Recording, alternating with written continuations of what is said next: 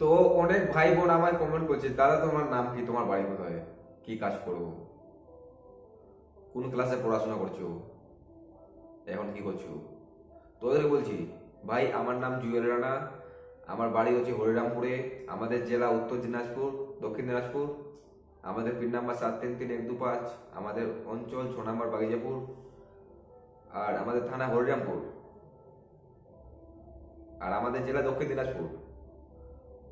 আমি ক্লাস 12 অবধি পড়াশোনা করেছি আর পড়াশোনা ছেড়ে দিয়েছি, কারণ আমার তখন পড়াশোনাতে কোনো মন ছিল না। ছোট থেকে একটা ভাবনা যে হয়তো বিজনেস করব, আর না হলে অন্য কিছু শিখবো।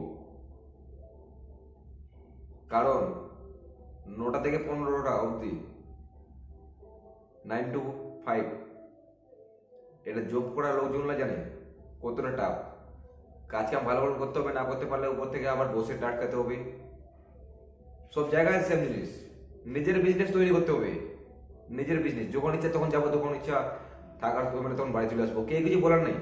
পার্সোনাল নিজের লাইফ, সেটাকে তৈরি করতে শিখতে হবে আমাদের। এইভাবে তোমরা চেষ্টা করো। একটা জিনিস কথা माथा रखो, मेहनत करने वाले की कभी हार नहीं होती, और मेहनत करते करते छोड़ देने वाले की कभी जीत नहीं होती। और আমি একটু ভালো মোটিভেট করতে পারি, তো তোমরা শুধু আমাকে সাবস্ক্রাইব করে রাখো। আর দেখো তোমাদের লাইফ কিভাবে এক্সচেঞ্জ করি আমি,